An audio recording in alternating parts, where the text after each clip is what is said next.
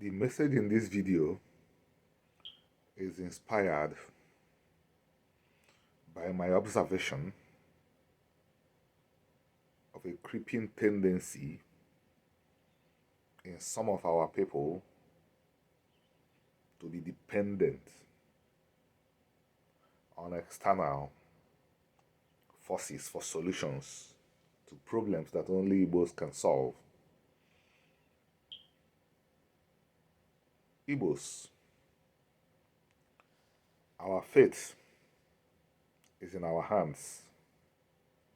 If we get ourselves properly organized, non-Igbos can lend a hand. But as long as we don't organize ourselves, things can only get worse. I have seen Igbos who are not doing anything to organize themselves, hoping that non-Igbos would become their gods. And actually, many non-Igbos have become rock stars courtesy of the Igbo people. Say anything that make a lot of Igbos happy, you become an internet sensation overnight. Of course, any person with an above average intelligence knows what Igbos crave for. There are things Igbos crave for, and a lot of those things are not things that will take Igbos anywhere, but Igbos crave for those things. Mention those things, and if you make a post on Facebook, 5,000 Igbos like it. A lot of people are becoming stars because Igbos are looking for people to lead and mislead them. But this has to be addressed. I'm not the kind of person that sees problems and only complain without chatting, putting forward a way forward. And I am addressing this particular problem now by telling my compatriots, my fellow Igbos, whatever we desire that are realistic, realizable, and ultimately good for us, we would lead the way in getting those things. No outsiders, no non-Igbos will lead in getting those things we desire. When colonial Britain came to the area, our land and our people were mainly based in, near to 200 years ago, to colonize. They had always been there as slave traders, but when they came to colonize, they took a good look at all the ethnic groups. They supported the most most well organized in their view. The ethnic group that will protect their interest. That's whom they supported.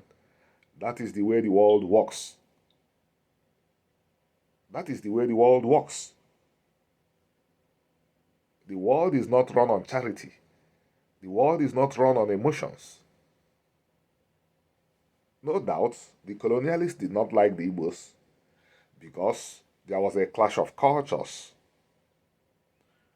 Britain wanted to run its empire with autocracy. Igbos are inherently democratic. No Igbo feels that any other Igbo is his god or king. And that was the feeling back then.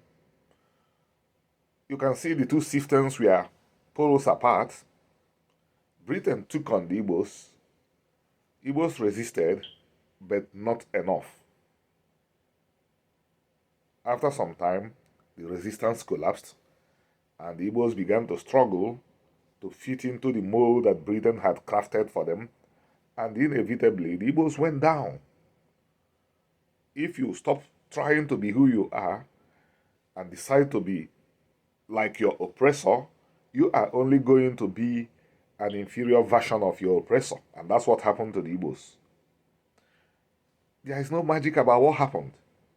The British supported the group that had a culture that was very close to their own, so they simply used those people as their enforcers in the territory. You can see,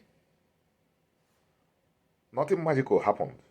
The people got themselves organized, and the interlopers found them as people they could work with.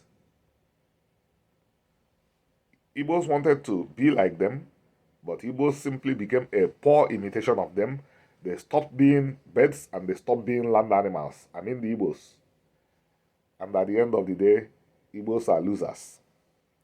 I see the same tendency continuing. Instead of forgetting whoever or whatever you think you are, whatever you think you have accomplished, and asking questions about how you can join the renewed OB or forming one, Igbos are busy running after people who have their own problems and pleading, begging that those people should save them. I'm telling my compatriots, this will never happen. This would never happen. I happen to live in the most powerful country in the world today. They have their own problems. They are not interested in, they don't even have the time or the resources to solve the problem of any other people. Igbo problems have to be solved by Igbos. And the earlier every Igbo understands this, the better. If we reorganize ourselves by, I will repeat, joining or forming OB, every people that are progressive in the world will want to partner with us. But until we do that, let us stop hoping against hope that these guys and ladies we are turning into internet stars, internet rock stars, will solve our problems. They are not going to do it. Thank you.